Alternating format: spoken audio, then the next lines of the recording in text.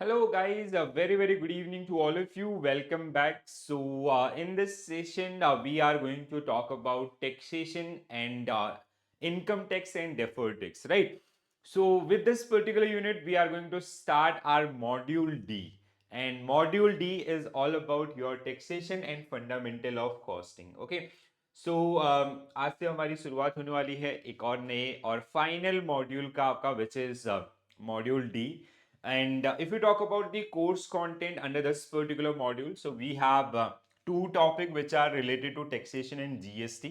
So unit number 29, which is taxation, income tax, TDS, deferred tax. Then we have 30th, unit 30th, GST. Then remaining आपका an overview of cost and management accounting, costing methods, standard costing, marginal costing, budget and budgetary control. Okay, so we have these particular units which are generally part of module D with equal weightage, right? So you'll see number of questions, basically application oriented question based on this particular module. And from each and every unit there will be at least 2 marks question in your upcoming examination. Okay, so we will start with the module D unit first, which is overall 29th unit, which is taxation. Okay, so income tax, tax deduction at source, and deferred tax.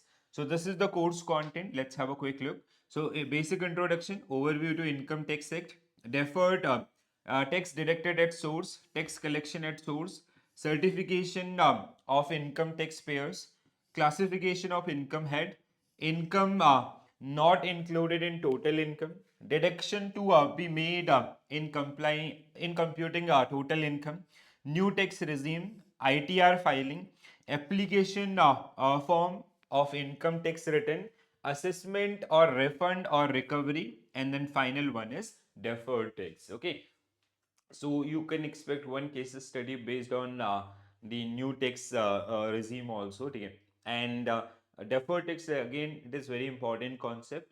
And TDS and TCS, so these are some areas जो बार बार आपको examiner के द्वारा test किए जाते हैं examination के अंदर. ठीक है? So whenever we talk about income tax, it is in India, income tax is generally based on ability to pay. Ability to pay means we have different tax slab for different types of taxpayers, right? For individual, for companies, for partnership firm, for HUFs, इस तरीके से अलग अलग वो आपको देखने के लिए मिलेंगे. ठीक है? अगर हम लोग बात करते हैं एक्ट वाइज प्रोविजन की, so we have income tax act 1961 and income tax rule 1962, right? So इनमें आपका जो टाइमली बेसिस पे चेंजेस होते हैं, they generally are driven through the union budget. तो जैसे इस बार का बजट आपका आया, तो उसमें आपका देयर वाज लाइक हर बजट के अंदर आपको इनकम टैक्स के ऊपर न्यू टैक्स रिजीम आपका देखने के लिए मिलेगा. और मोस्ट ऑफ द ईयर आपका जनरली चेंज होता रहता है. ठीक है? तो ये क्या चेंजेस हैं, कैसे ये आपका टेस्ट किया जाता है, वो सारी बातें जो हम लोग यहाँ पे करने वाले हैं. ठीक है? So income tax is a type of direct tax. Central government charge on the income earned during a financial year by the individual and businesses. It is calculated based on the tax slab defined by income tax department or IT department. ठीक है? So financial year, and it is assessed in the assessment year. So we have two, like, I hope everybody is aware about this. The financial year versus assessment year. ठीक है? So financial year is the year in which income is earned, like financial year 2023-24. ठीक है? So ये आपका जैसे last year था, जिसमें जिसका टैक्स फाइलिंग का डेट आपका 31 जुलाई रहते हैं. ठीक है? उसके बाद इसको अगर आप उसके बाद जिन्होंने टैक्स नहीं पे किया है, तो दे हैव, अगर वो अपना आईटीआर फाइल करते हैं, सो दे हैव टू पे एडिशनल चार्जेस. ठीक है? If in case if your income is less than 5 lakh rupees, so 1,000 rupees का एडिशनल चार्ज. अगर 5 लाख से ऊपर इनकम होती है, सो 5,000 रुपीज का एडिशनल चार्ज आपको पेमेंट करनी पड़ती है. ठीक है? Assessment year is the year in which income is assessed. That means taxes are paid this. तो यहाँ पे असेसमेंट क्या होगा? 2024-25. ठीक है? तो अभी हम लोग जो टैक्स फाइलिंग कर रहे होते हैं, तो वो आपका इसके ऊपर. ठीक है? So under the Constitution of India, central government is empowered to levy tax on the income. Accordingly, the central government has enacted the Income Tax Act 1961, The act provide for the scope and machinery for levy of income tax in India, right? So income tax is based on ability to pay principle. Ability to pay principle means like we have this new tax regime. कैसे बनाया गया new tax regime? I hope everybody is remember that particular one. For individual 0 to 3 lakhs it is nil, ठीक है, ऐसा ही कुछ है ना. Then आपका 3 to 7 lakh it is 5%. Then 7 to 10 lakh it is 10%. Then आपका 10 to 12 lakh it is 15%, right?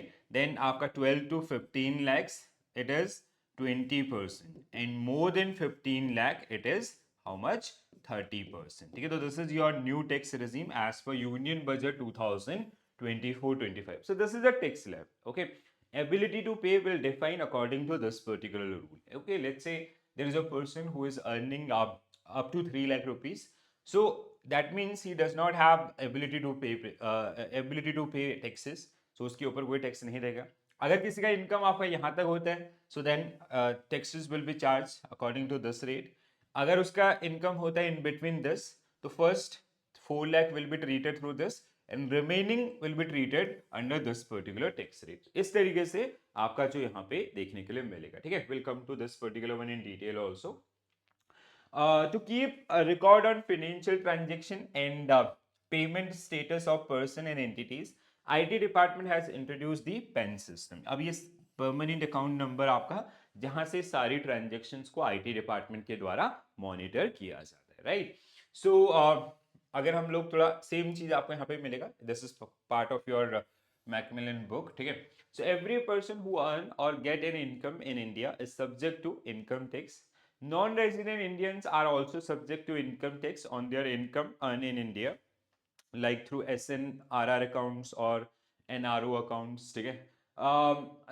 The levy of income tax in India is governed by the Income Tax Act 1961 and Income Tax Rule 1962. ठीक है, as I earlier told you about these. The Income Tax Act 1961 provide for levy in administration, collection and recovery of income tax. The finance budget presented every year in the month of February, usually it is 1st February, bring various amendment in Income Tax Act 1961. Such amendment, if approved, become part of Income Tax Act. This act contain detailed provisions on important topic like computation of income, exemptions and deductions available, tax slabs, calculation of tax liability, format of written form applicable to different एसएससीज. ठीक है, तो ये आपका तो जो अभी तक हमने डिस्कशन किया सेम चीजें हैं, कुछ भी आपका नया नहीं है. ठीक है. सो classification of income tax payer. अब देखो यहाँ पे बहुत सारे अलग अलग, जैसे मैंने आपको बताया इंडिविजुअल, HUF या अदर्स, या जैसे कभी अगर आप टाइप्स ऑफ ITR को पढ़ेंगे. ठीक है, so we have 7 type of ITRs. ठीक है, जिसमें इंडिविजुअल के लिए 4 आपका रहते हैं, उसके बाद आपका कंपनीज, HUF या अदर्स, इनके लिए आपको अलग अलग देखने के लिए मिलेंगे. The Income Tax Act has classification type taxpayers in various categories, like different tax rules applied for different type of taxpayer. So as we have this complete list also, so we have HUF, Hindu Undivided Families, we have firm or LLP, we have local authorities, we have individual and company, we have AOP or BOI, we have artificial judicial person. So these are the different individuals. ठीक है, सो जिनके लिए सबके लिए अलग अलग आपके tax के प्रावधान है, इन अकॉर्डिंगली मतलब सबके टैक्स स्लैब या टैक्स रेट आपके अलग अलग रहेंगे. ठीक है, जैसे मैंने अभी आपको इंडिविजुअल का कहानी बताया था, दैट जो न्यू रेजिम के ऊपर हमने बात किया था. तो ये सब these are not part of your course content. ठीक है, यहाँ पे आपको ये नहीं पूछेगा कि like for limited liability partnership what is the tax rate या अदर्स, वो आपका कोर्स कंटेंट का पार्ट नहीं है. बट हाँ, एक जनरल आपको इन्फॉर्मेशन जो आपका यहाँ पे रहती है. ठीक है, next one. Now the most important part, the first most important part from this particular video is आपका the income heads. ठीक है, so let's say how you will understand the income head. We'll come to this particular one. ठीक है, जैसे कोई person आपका, if there is a person who is a earning person, तो उसकी जो सोर्सेज ऑफ इनकम है वो आपका अलग अलग सोर्सेज से हो सकती हैं. तो उसके लिए 5 डिफरेंट हेड्स आपका जो बनाए गए, कौन कौन सा, जैसे income from salary, income from business and profession, income from property, that means rental income from capital gain, and final one is other sources. Let's say there is a person called Mr. A. Okay. So suppose that he is working with some bank, he is working with XYZ bank.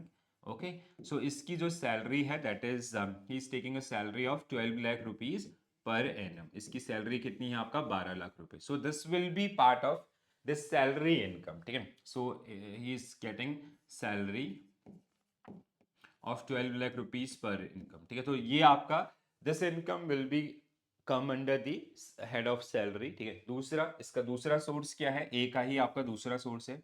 He is getting some rent also. ठीक है. So suppose that इसके पास एक घर भी है, property, जिसको इसने आपका रेंट पे दे रखा है. ठीक है. So it is on rent. So suppose that he is getting 50,000 rupees rent per month. So that means 6 lakh rupees per annum उसको क्या मिल रहा है? आपका रेंट मिल रहा है. So it will come under the rental income, income from house property. ठीक है. Let's say mister A, जिसने आपका म्यूचुअल फंड्स या शेयर्स में इसने ट्रेड किया. ठीक है. और लेट्स से ही इन्वेस्टेड, जो ट्रेडिंग इनकम है आपका, ठीक है, ट्रेडिंग से है. सो suppose that he invested 10 lakh rupees and at the beginning and at the end of the year या in between, जैसे उसने कुछ समय पहले खरीदा और उस समय बेच लिया, उसी अकाउंटिंग उसी फाइनेंशियल ईयर के अंदर. ठीक है. And this was the buy value and this was the sale value. ठीक है. 15 लाख में इसने बेचा, बहुत अच्छा प्रॉफिट बनाया. सो हिज कैपिटल गेन, इस केस में इसका आपका जो कैपिटल गेन है, so that is how much? 5 lakh rupees. And it is short term capital gain. ठीक है. Short term capital gain. In case of equity mutual funds, अगर आप less than 1 year, more than 1 year. In case of properties, short term capital gain consider up to 36 month and more than that it is called long term capital gain. ठीक है. अब ये जो short term capital gain है, in case of securities it is now it is 20%. earlier this is budget में इसमें भी change किया गया. ठीक है. So short term gain is taxable at the rate of 20% for इस साल की जो इनकम होगी. Last year it was 15%. ठीक है. So earlier it was 15%. in budget they increase this from 15 to 20%. ठीक है. In case of long-term capital gain, it is how much? In case of properties and others, non-securities. So it was earlier 10%, now it is increased to 12%. ठीक है. और 12 और 12.50%, I guess. ठीक है. तो कुछ इस तरीके से इसमें जो changes आए. So while you जब ये आपका मिस्टर एक्स आपका या मिस्टर ए जब अपना इनकम टैक्स रिटर्न फाइल करेगा, ठीक है, सो इसकी टोटल इनकम कितनी हो रही है? 12 लाख, 6 लाख, 18 लाख, 18 और 5 23 लैक्स. तो ये जो 23 लैक्स का फर्दर डिविजन होगा, ठीक है, वो आपका कहीं ना कहीं 3 अलग अलग हेड में आपका शो किया जाएगा. पहला इनकम फ्रॉम सैलरी, दूसरा income from house property and तीसरा आपका इनकम फ्रॉम कैपिटल गेन. इसके अलावा भी अगर जैसे इसको कुछ इंटरेस्ट मिला है तो वो आपका income from other sources, lottery लगी है, इनकम फ्रॉम अदर सोर्सेज. इस तरीके से 5 डिफरेंट हेड्स जो आपको देखने के लिए मिलेंगे. And believe me guys, these are very important. तो थोड़ा सा इनके नाम और ये एरियाज जिनको आपको ध्यान रखना है. ठीक है. So income from salary, income from house property, income from capital gain, business and profession and other sources. ठीक है. So income from salary, earn through salary and pension. Income earned through renting house property. Capital gain, surplus income from sale of capital asset. Profit earned by self-employed individuals. Other sources like saving bank account interest, fixed deposit, winning of lotteries, they are generally categorized under the other sources. इनके अलावा कुछ भी होगा, so that will be part of your other sources. Understood? तो इसको अच्छे से ध्यान से रखेंगे सभी लोग, आने वाले एग्जामिनेशन में हेल्प करेगा. ठीक है. अब अगर हम लोग बात करते हैं न्यू टैक्स रिजीम का, ठीक है, सो न्यू टैक्स रिजीम के अंदर जो स्लैब्स हैं वो मैंने आपको बताया. ठीक है. सो मैं यहाँ पे थोड़ा इसको अपडेट करना भूल गया था. ठीक है. I will update here also. ठीक है. तो जैसे दिस वाज आपका, ये जो अभी स्क्रीन पे आपको देख रहे हैं, दिस वाज 23, 24, 22, 23. अब इसका कोई भी काम नहीं है. ठीक है. आप इसको टोटली इग्नोर कीजिए. अब this become old, now this become old and new tax regime will be something like this. ठीक है. अब न्यू क्या हो जाएगा, जैसे मैंने अभी आपको बताया था. ठीक है. कैसे? अगर हम लोग बात करें 0 to 3 लैक्स, ठीक है, जैसे यहाँ पे भी आपका नील था, यहाँ पे भी उसको आपका नील रखा गया, ठीक है। 0 to 3 लाख आपका, ठीक है, नील रहेगा। दूसरा 3 to 7 lakh, it is how much, at the rate of 5%, ठीक है। देन आपका 7 to 10 lakh at the rate of 10%। Then आपका 10 to 12 lakhs at the rate of 15%. Then आपका 12 to 15 lakhs at the rate of 20%. And then final one is more than 15 lakhs at the rate of 30%, ठीक है। तो ये आपका tax slab जो आपको देखने के लिए मिलेंगे। Now you can compare, right. अब आप आसानी से कंपैरिजन कर सकते हैं, ठीक है। तो जैसे यहाँ पे क्या था, अगर हम लोग बात करें अप टू 3 lakhs नील, ठीक है। 3 to 6 लाख, पहले यहाँ पे 3 लाख के वो चलते थे, 3 to 6, 6 to 9, 9 to 12, 12 to 15, more than 15, ठीक है। तो अब ये आपका 6, यहाँ पे 5, तो यहाँ पे 7 तक आ गया, ठीक है। यहाँ ये कितना आ गया, 7 लाख तक आ गया, यहाँ 6 तक था। दूसरा 7 to 10, आपका 6 to 9, ये आपका 10%, तो यहीं पे वो मार्जिन सेट हो जाएगा, ठीक है। 10 to 12 लाख आपका 15%, ठीक है। 9 to 12 लाख आपका 15%, ठीक है। और आप यहाँ पे 10 to 12, 12 to 15 आपका 20%, ठीक है, 20%। And more than 15, 30%, 30%। तो इस तरीके से now examiner can give you a question also, ठीक है। जैसे इसका एक्चुअल कंप्यूटेशन कैसे होता है, जैसे suppose that there is a person, जैसे हमने आपका एग्जांपल लिया था मिस्टर ए का, ठीक है। Mister A who salaried income, जैसे इसकी सैलरी से आपका इनकम है suppose that 12 lakh rupees per annum, ठीक है। इसकी सैलरी कितनी है आपका 12 लाख रुपए, suppose that this is the only source, ठीक है। तो अब इस पर आप टैक्स कैसे अप्लाई करेंगे, ठीक है। How you will calculate tax liability, अगर आपको टैक्स लाइबिलिटी कंप्यूट करनी है किसके लिए, मिस्टर ए के लिए, based on this given information. So how will calculate, 0 to 3 lakh आपका कितना, नील, 0, ठीक है। 3 to 7, मतलब 3 to 7 लाख पे कितना था आपका, so this difference is 4 lakh, 4 lakh का एट द रेट ऑफ 5%, ठीक है। यहाँ पे 7 to 10 लाख आपका, ठीक है। So it is how much, आपका 3 लाख, तो 3 लाख का 10%, राइट। देन आपका 10 to 12 lakh, 10 to 12 lakh how much, 2 lakh, तो 2 लाख का एट द रेट ऑफ 15%। तो अगर आप इन तीनों को सॉल्व करेंगे, जो भी आपका टोटल होगा that will be tax liability on mister A, understood. तो आप कई बार मैंने आपका देखा कि लोग कैसे कर लेते हैं, जैसे 12 लाख है, 12 लाख उन्होंने देखा 15% में, सीधा 12 लाख का 15%, नो। ये जो स्लैब आपके बनाए गए ना, ये इसीलिए बनाए गए, ठीक है, कि कैलकुलेशन आपका क्या होगा इसके हिसाब से होगा, ठीक है। आपको इस बात का ध्यान रखना है। अब इसमें आपको स्टैंडर्ड डिडक्शन भी, अगर उसने क्वेश्चन में मेंशन कर दिया अप्लाई स्टैंडर्ड डिडक्शन ऑल्सो, तो क्या हो जाएगा, सिर्फ एक चेंज आएगा, ठीक है। क्या होगा, स्टैंडर्ड डिडक्शन कितने का है अभी, पहले ये था 50,000, नाउ इट इज 75,000, ठीक है। Standard deduction is how much, 75,000। तो यहां तक की जर्नी तो आपका सेम ही रहने वाली, बट यहाँ पे क्या हो जाएगा, 2 लाख में से, मतलब अब इसकी टैक्सेबल इनकम कितनी हो जाएगी, you just have to minus 75,000, तो इट इज 11,025 लाख, ठीक है।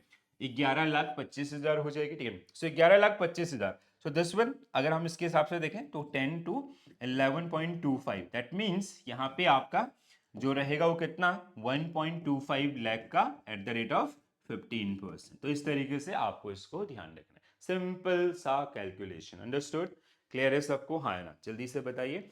और अगर किसी का कोई डाउट है तो आप अपने डाउट भी कमेंट्स के अंदर लिख सकते हैं, ठीक है। चलो, सो ये आपका new tax regime, again it is very important, examination view point से काफी इंपॉर्टेंट है, तो आप सभी को इसको अच्छे से ध्यान रखना है। और केसेस किस तरीके से मिल सकते हैं, जैसे मैंने अभी आपको दिया, ठीक है। डिडक्शंस की अगर हम लोग बात करते हैं, तो डिडक्शंस के लिए ये चार्ट है जिसको आप लोग रख सकते हैं, ठीक है। एटीसी कितना आपका मिलता है, capital gain and other expenses 1,50,000, ठीक है। एटीडी आपका डिडक्शन ऑन मेडिकल इंश्योरेंस, ठीक है।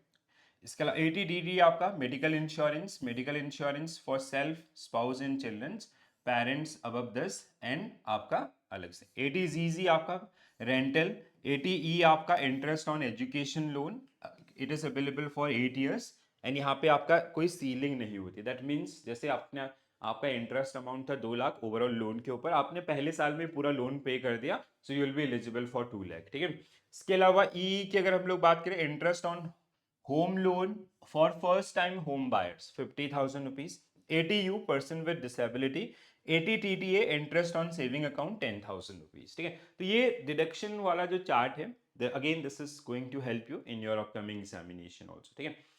अब this is not part of your course content, but let's have a quick look. देखो इस यूनिट का सेल्फ बेनिफिट भी बहुत ज़्यादा है, ठीक है। मैं हमेशा सजेस्ट करता हूँ कि आप लोगों की अगर इनकम जैसे लिमिटेड है 12 लाख 15 लाख जैसे हम लोग सब लोग हैं, तो हमें खुद से अपना ITR फाइल करना चाहिए, ठीक है। इतना ज़्यादा कॉम्प्लेक्स नहीं है, चीज़ें आसान है, जो सेविंग्स है उनको डिस्क्लोज करो, सिंपल से, ठीक है।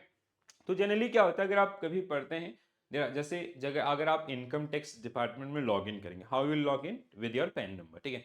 आप पैन नंबर डालेंगे, ठीक है, वो आपको पासवर्ड क्रिएट करने के लिए देगा या OTP जनरेट करने के लिए देगा, उसके थ्रू लॉग इन होगा। Then you have to select आपका, जैसे आपने इनकम टैक्स रिटर्न फाइल करने पे क्लिक किया, देन दिल ask you for assessment year, अगर इस साल का है 24-25, अगले साल 25-26, ठीक है। आपने उसके बाद वो आपको देगा ITR 1 2 3 4, वो 6 5 6 7 नहीं देगा क्योंकि ये हमारे लिए एलिजिबल नहीं होते, ठीक है। तो आप इन जनरल अगर हम सैलरीड पर्सन है, so what will select ITR 1 select करोगे, उसके बाद ये जर्नी आपका। तो इस तरीके से आप जब लॉग इन करेंगे एज ए इंडिविजुअल पेन के साथ लॉग इन करोगे, तो ऑटोमेटिकली वो 4 ITR आपको देगा ऊपर का, ठीक है। जैसे ITR 1 individual resident having income from salary, house, this. ITR 2 individual HUF not having any business profession. ITR 3 individual HUF this 4 आपका। अब आता है ITR 5 पार्टनरशिप फर्म्स और LLPs, 6 कंपनीज के लिए, 7 आपका ट्रस्ट के लिए। इसीलिए जब आप लॉग इन करते हैं अपने पेन के साथ, तो वो आपको ये ऑप्शन ही नहीं देता क्योंकि पेन के साथ सारी चीजें लिंक है, ठीक है।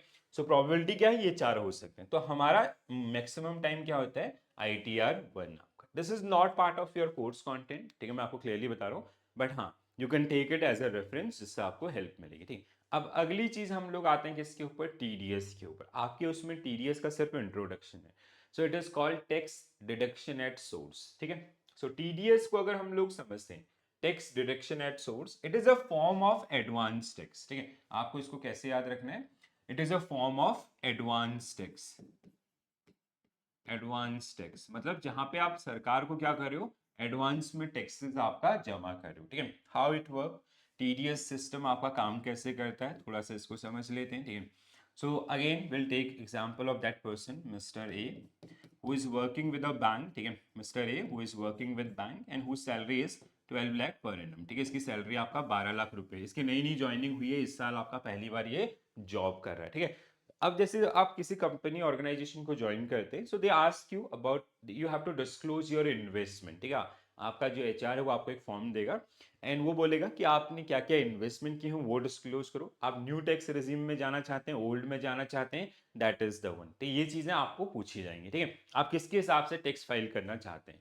अब उसके बाद आपका टैक्स का कंप्यूटेशन किया जाएगा और उसके हिसाब से let's say there is a person mister A, ठीक है। आफ्टर जैसे इसने न्यू टैक्स रिजीम आपका सेलेक्ट किया, ठीक है, और इसकी टैक्स लाइबिलिटी हो रही थी सपोज दैट आपका 1.20 लाख, ठीक है। थोड़ा कैलकुलेशन आसान हो जाए इससे। तो फॉर द फाइनेंशियल ईयर 2024-25 जो अभी चल रहा है, उसमें इसकी आपका जो इसकी इसी साल इसकी जॉब लगी थी, अप्रैल से इसकी ज्वाइनिंग थी मान के चलो, और इसकी टैक्स लाइबिलिटी बन रही है 1,20,000 रुपए, ठीक है। So now what company will do, company क्या करेगी जब इसको सैलरी देगी, मतलब 12 लाख पर एनम है, that means 1 lakh rupees per month इसकी आपका सैलरी है, ठीक है। तो वो क्या करेगी जब इसको सैलरी रिलीज करेगी ना, तो इस 1 लाख में से माइनस कर देगी आपका कितना, लेट्स से आपका 10,000 रुपीज, ठीक है। सो उसको कितना ये पे करेंगे आपका 90,000। सो एज अ TDS वो इसकी सैलरी में से आपका 10,000 माइनस करके 90,000 दे देंगे। इसके अलावा भी बहुत सारे और डिडक्शंस होते हैं, ठीक है। बट मैं आप सिर्फ और सिर्फ हम इस एस्पेक्ट को लेके चलें, तो उसकी सैलरी 1 लाख थी, तो उन्होंने क्या किया, ये जो 1,20,000 है डिवाइड बाई 12 आपका किया, तो कितना आ गया, 10,000 आ गया। तो हर महीने उसकी सैलरी में से 10,000 आपका डिडक्ट किया जाएगा and this money they submit, इसको वो अब कंपनी अपने पास नहीं रख रही है, ठीक है। ये पैसा डिडक्ट कहाँ पे होगा, सोर्स पे, जो पैसा दे रहा है इसके लिए सोर्स क्या है, उसकी कंपनी है XYZ।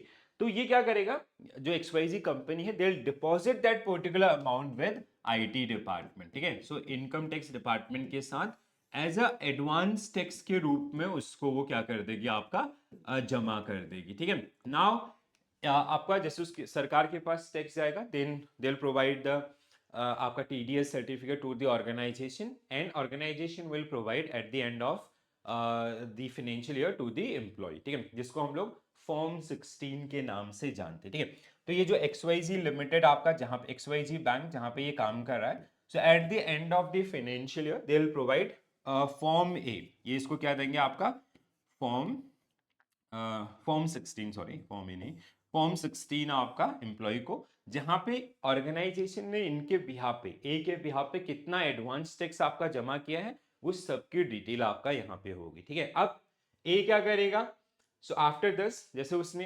1,20,000 रुपए का टैक्स पे किया, इन बिटवीन जैसे उसने कुछ इन्वेस्टमेंट या अपना जो एजुकेशन लोन था उसको रीपे करना स्टार्ट किया, ठीक है। सो आफ्टर दैट डिडक्शंस, ठीक है, suppose that actual tax liability, अब एक्चुअल टैक्स लाइबिलिटी जो बन रही थी वो थी सपोज दैट 50,000, ठीक है। अब इसकी एक्चुअल टैक्स लाइबिलिटी बन रही थी फाइनेंशियल ईयर 24-25 के लिए 50,000। तो जब ये असेसमेंट ईयर में आएगा, जब ITR फाइल करेगा, ठीक है, तो उसमें वो जो जिससे इसको डिडक्शन मिला है उसको वहां पे इनपुट करेगा, और ये जो रिमेनिंग 70,000 है, so government will refund this 70,000, तो इसको इसका रिफंड मिलेगा, ठीक है, रिफंड आपका मिलेगा थ्रू बाय फाइलिंग ITR, ठीक है। तो इनकम टैक्स रिटर्न इसको फाइल करना होगा, जिससे इसको इसका 70,000 रुपए क्या होगा वापस मिल जाएगा। So this is the game of TDS। अब यहाँ पे जैसे मैंने आपको एग्जांपल दिया सैलरी का, आज बहुत सारे एरियाज में लगता है, जैसे आपका जहाँ कोई अगर आप FD पे इंटरेस्ट रिसीव करें more than 40,000 in case of normal, in case of senior citizen it is 50,000, ठीक है। अगर किसी को 40,000 जैसे आपने 1 करोड़ की FD करा रखी है जिसपे 7% का इंटरेस्ट है, ठीक है, तो हर साल वो इंटरेस्ट आपके अकाउंट में क्रेडिट हो रहा है, that means you are getting आपका 7 लाख का इंटरेस्ट आपको मिल रहा है, तो 7 lakh is a subject matter of TDS deduction. तो जब बैंक इंटरेस्ट देगा वो 10% उसमें से आपका TDS डिडक्ट कर लेगा। ऐसे ही आपका क्योंकि 40,000 से ऊपर अगर है तो वो टैक्सेबल होगा, ठीक है। ऐसे अलग अलग एरिया, जैसे कोई कॉन्ट्रैक्ट पे वर्क करता है, it is a subject matter of TDS deduction of 10%। तो इस तरीके से अलग अलग एरियाज और उनके ऊपर अलग अलग रूट, ठीक है। अब इस चार्ट को थोड़ा समझने की कोशिश करते हैं। पहला step, the tax payer, sorry, the payer means source, XYZ bank deduct tax from the payment। दूसरा step, payer deposit the same to the credit of government, ठीक है, IT डिपार्टमेंट के साथ। पेयर आपका कंपनी क्या करेगी, रिटर्न फाइल करेगी TDS, quarterly basis पे जनरली होता है, ठीक है। Payer issue TDS certificate to पे, अब ये at the end of form 16 जो आपका बोला था TDS सर्टिफिकेट मिल जाएगा, देन पेई will claim this particular one through refund आपका, ठीक है, ITR के थ्रू। मतलब सिंपल सा लॉजिक क्या होता है, जैसे अगर आपकी टैक्स लाइबिलिटी कम है और आपने ज्यादा टैक्स पे किया है तो आप गवर्नमेंट आपको पे करेगी, और अगर आपकी टैक्स लाइबिलिटी ज्यादा है, लेट्स से आपकी टैक्स लाइबिलिटी थी 2 लाख, आपने 1.5 लाख का टैक्स पे किया, सो यू हैव टू पे गवर्नमेंट, ठीक है। ये दोनों ही तरफ से आपका ओपन रहता है, understood. So TDS is the amount of tax which is deducted by employer or deducted from the taxpayer and is deposited to the income tax department on behalf of him or her, right? The deduction at source is a type of advance tax, जैसे यहाँ पे clearly mention भी किया गया है, ठीक है, that the government of India levies on a periodic basis, जब भी आपका इनकम होती है basically, the overall deducted TDS is claimed as tax refund after the taxpayer file the income tax return आपका, ठीक है। जैसे कुछ टाइप्स ऑफ TDS भी आपका यहाँ पे हैं, तो जैसे रेंटल पे जो रेंटल इनकम होती है उस पर 10% ही होता है जनरली। सैलरी पेमेंट आपका as per income tax slab, ठीक है। कॉन्ट्रैक्टर पेमेंट्स आपका 10% में रहता है। Amount under LIC I guess it is also 10%। Profession fees it can be vary. Interest on securities, other securities, dividends आपका, कमीशन, ब्रोकरेज और आपका इंश्योरेंस कमीशन, ठीक है। तो ऐसे अलग अलग एरियाज आपका जहाँ पे TDS एप्लीकेबल होता है, ठीक है। तो ये कहानी है आपका TDS का। अब अगली जो हमारे पास है TDS, उसी की तरह एक और टर्म है that is called TCS, tax collection at source.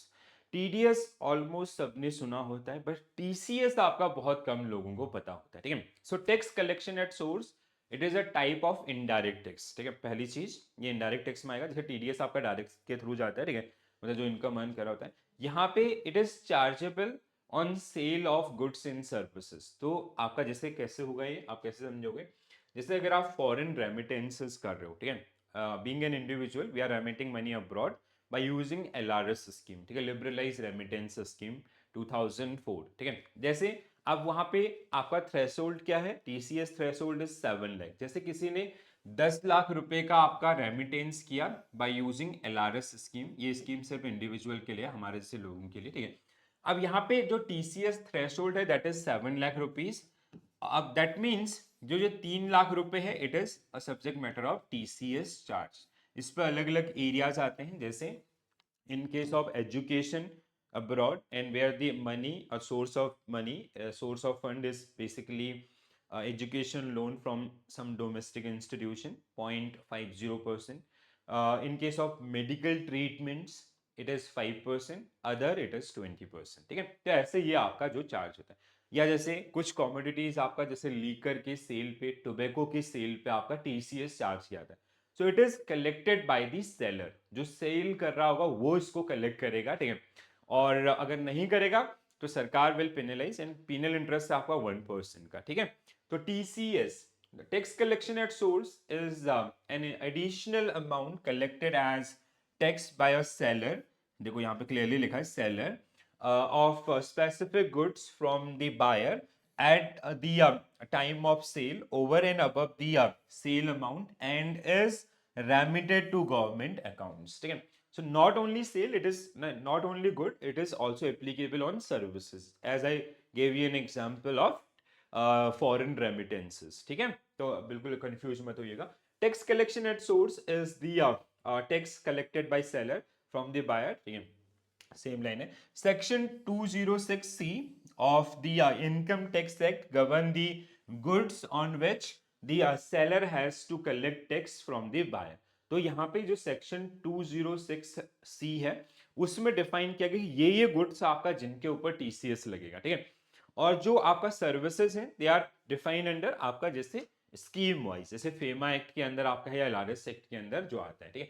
If a tax collector does not collect or remit TCS on time, they may incur a 1% monthly interest penalty, 1% per month, ठीक है, 12% per annum, ठीक है।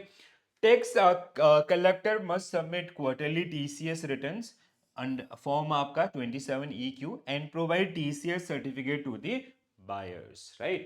तो ये जैसे आपके कुछ commodities हैं जहां पे ये लिखे हैं, जैसे लीकर और liquor of alcoholic nature, timber wood आपका, ठीक है। इसके अलावा तेंदू लीफ, इसके अलावा timber wood by any other mode than forest lease, इसके अलावा forest produce other than tendu leaves and timber, scrap, इसके अलावा minerals like lignite, coal and irons, purchase of motorcycle excluding rupees exceeding rupees 10 lakh rupees, ठीक है। 10 लाख रुपए से ऊपर का अगर कोई गाड़ी भी हम लोग परचेज करें तो वो भी आपका 1% का, तो this is the tax rate. Again, this is just for your reference purpose. Examiner is not going to ask you this rate and others, ठीक है। So ये सिर्फ references के लिए, you just have to understand the TCS concept, sections, और आपका जो आपकी जो हमने ये पेनल्टी आपका समझा था, just do remember this one, understood। चलो आगे बढ़ते हैं। So TCS जैसे एलआरएस के ऊपर मैंने आपको बताया, ठीक है। So earlier it was like 5%, 0.50, जैसे आपका एलआरएस स्कीम के तहत जो रेमिटेंसेस होते हैं उसमें पहले टीसीएस कैसे लगता था, मतलब बिफोर 1 अक्टूबर 2023, ठीक है। ये आपका प्रपोज किया गया था, यहाँ पे इफेक्टिव हुआ था 1 अक्टूबर 2024 से 23 से, ठीक है। So earlier it was like 0.50% for education abroad, ठीक है, एंड 5% फॉर अदर्स। अब यहाँ पे एक चेंज किया गया, ये एजुकेशन वाला तो एज इट इज रखा गया। अब क्या है हमारे पास 0.50 for education abroad, 5% for medical treatment, ठीक है, मेडिकल ट्रीटमेंट। इसके अलावा अदर्स में आपका अदर्स को कितना कर दिया गया, 20%, टूर एंड ट्रेवल 10। एंड जो थ्रेशोल्ड है that is how much, TCS का जो थ्रेशोल्ड है it will be applicable after 7 lakh rupees. मतलब अगर आप 7 लाख रुपए तक का रेमिटेंसेस करते हैं अब्रॉड में, 7 लाख रुपए तक का अगर फॉरेन करेंसी आप परचेज करते हैं, so there in a financial year, ठीक है, पर पैन नंबर, तो आपको कोई भी आपका टीसीएस पे करने की जरूरत नहीं होगी। बट अगर आपका जो रेमिटेंस है अगर वो 7 लाख से ऊपर होता है, जैसे कोई एजुकेशन लेने के लिए बाहर जा रहा है, 20 लाख का रेमिटेंस कर रहा है, और वहां पे जो अमाउंट है वो इंडिया से उसने किसी बैंक से लोन लिया, तो अब 20 लाख माइनस 7 लाख कितना, 13 लाख, 13 लाख का 0.50% उनको क्या पे करना पड़ेगा, टीसीएस पे करना पड़ेगा। यही अगर वो मेडिकल ट्रीटमेंट के लिए अगर उसने पूरे साल भर में अलग अलग रेमिटेंसेस करके 20 लाख किया, तो 20 लाख माइनस 7 लाख 13 लाख, 13 लाख पे एट द रेट ऑफ 5%। वही वो अगर ट्रेवल या अदर्स पर्पजेस के लिए जाता है, सो नाउ इट इज 20%। तो ये आपका जो रहता है, ठीक है। अब आखिरी पॉइंट आपका इस पर्टिकुलर यूनिट का, विच इज डेफर्ड टैक्स, ठीक है। बहुत बार पूछा जाता है डेफर्ड टैक्स के ऊपर, ठीक है। So deferred tax could be liability और it could be asset also, ठीक है। ये आपका एसेट भी हो सकता है, लाइबिलिटी भी हो सकता है। डेफर्ड मतलब होता है पास्ट का, ठीक है। देखो क्या होता है, जैसे किसी company, let's say there is a X Y Z company जिसकी टैक्स लाइबिलिटी थी आपका 15 करोड़, ठीक है। 15 करोड़ की इसकी टैक्स लाइबिलिटी थी। इसने जो, अब दो चीजें हैं, टैक्सेस पेड, अगर इसका पेड है कितना, ठीक है, सिचुएशन ए जहां पे इसका पेड है 10 करोड़, दूसरा आपका जहां पे इसने पे किया है 20 करोड़, ठीक है। दो सिचुएशन जहां से आप इसको, हम इसको ड्राइव करेंगे, ठीक है। तो this was the tax liability, और इसने टैक्स पे किया है आपका सिचुएशन ए 10 करोड़, तो आपका क्या है जो 5 करोड़ रुपए, ठीक है। So there is a 5 crore rupees shortfall, ठीक है, एंड इट इज लाइबिलिटी, ठीक है। ये आपका डेफर्ड टैक्स लाइबिलिटी आपका बन जाएगा। यहाँ पे उसका लाइबिलिटी था कितना आपका, आपका 15 लाख, यहाँ पे उसने पे किया कितना है 20 lakh, so we have a surplus of 5 lakh, 5 crore rupees, ठीक है। So it is an asset, ठीक है। ये आपका क्या बन जाएगा, उसके लिए एसेट्स आपका बन जाएगा। तो कब एसेट होगा, कब लाइबिलिटी होगा, बहुत सिंपल सा रूल है, ठीक है। तो जब आपके जो टैक्स लाइबिलिटी है उससे ज्यादा टैक्स पे किया है, तो अगले साल वो एज ए एसेट काम करेगा, और अगर कम पे किया है इट विल बिकम लाइबिलिटी। अब ये डिफरेंसेस क्यों आते हैं, ठीक है, क्योंकि देखो क्या होता है, इनकम टैक्स कि जो आपके रूल्स हैं, इनकम टैक्स एक्ट 1961, उधर आपका जो फाइनेंशियल अकाउंटिंग जो स्टेटमेंट्स हैं, अकाउंटिंग स्टैंडर्ड्स, तो इनके बीच में ना कई बार इनकम रिकॉग्निशन का डिफरेंसेस आते हैं, तो उसकी वजह से ये डिफरेंस आपका देखने के लिए मिलते हैं, ठीक है। सो deferred tax is the tax that a company has already paid or will pay। already paid मतलब एसेट आपका हो गया, will pay मतलब आपका लाइबिलिटी हो गया, ठीक है। Future to meet its obligations for accounting purpose. The taxable income and accounting income, देखो यहाँ पे क्लियरली लिखा भी है, accounting income may not be the same as the taxable income is calculated based on tax laws and accounting income is calculated by applying accounting policy. ये reason है जिसकी वजह से कई बार आपका ऐसे डिफरेंसेस देखने के लिए मिलते हैं, ठीक है। So deferred tax can be recorded when tax on income vary from the amount of taxes a company has already paid, मतलब एसेट आपका बन जाएगा, ठीक है। डेफर्ड टैक्स एसेट हो जाएगा आपका, ठीक है। For example if income tax for year was calculated 1000 and but the actual tax paid was 800, तो ये आपका 200 का क्या होगा, लाइबिलिटी बनेगी, सॉरी, ठीक है। So it is a case of liability. Actual tax कितने का था, 1000 का, और आपका पे किया है 800 का, तो this 200 rupees will become liability in that particular case, ठीक है। deferred tax can also occur when there is differences between taxable profit and accounting profit due to deferred expenses or deferred income. For example, deferred tax liability would arise if expense incurred during a particular period has been deferred till the next year while preparing the financial account। मतलब कई बार होता है ना accounts में हम लोग आपका कोई चीज उसको मतलब टैक्सेबल और उसमें मतलब डेफर्ड, लाइक जैसे डेफर्ड एक्सपेंडिचर्स आपके होते हैं, जैसे हमने एडवर्टीजमेंट एक्सपेंस किया है, हम उसको 2 साल तक दिखा रहे हैं, बट उन दोनों के हिसाब से आपका डिफरेंस, अकाउंटिंग में आपने 1 साल दिखाया, टैक्सेशन में 2 साल दिखा रहे हो, तो उसकी वजह से जो डिफरेंस आपका, सो जो उसको लाइबिलिटी या एसेट आपका बना सकता है, दिस इज इट। तो ये आपका मॉड्यूल ए यूनिट 1। अब बारी है आपके अगले यूनिट की, ठीक है। तो आई होप सबको ये सारी चीजें समझ में आई होंगी कि काफी इंपॉर्टेंट है, and this is more than enough. आपका जितना आपने पढ़ा है ना, अगर आपको ये चीज समझ में आ गया है, now you just have to practice questions, ठीक है। थोड़ा चीजों को क्वेश्चंस के through you can relate things और you can memorise things, right. तो कैसा लगा सेशन जरूर बताएंगे कमेंट्स के थ्रू, ठीक है। इसके अलावा अगर और भी कोई चैलेंज अगर आप लोग फेस कर रहे हैं अपनी प्रिपरेशन के अंदर, तो वो भी हमारे साथ जरूर शेयर कीजिएगा, ठीक है। तो आज के लिए इतना ही करते हैं। I will see you tomorrow at 7 PM। हर दिन हम लोग आपका 7 बजे सेशन करते हैं। कल हम लोग बात करेंगे जीएसटी के बारे में, गुड्स एंड सर्विसेज टैक्स, ठीक है। तो मॉड्यूल डी का जो पहले 2 यूनिट है वो टैक्सेशन, लास्ट ईयर इनको चेंज किया गया था, तो टैक्सेशन एंड जीएसटी। इसके बाद आपका कॉस्ट एंड कॉस्ट अकाउंटिंग से रिलेटेड चीजें आपको देखने के लिए मिलेंगी, ठीक है। तो आज के लिए इतना ही कहते हैं guys, this is it from my side, thank you for watching this session, bye bye, take care all, have a nice day, thank you.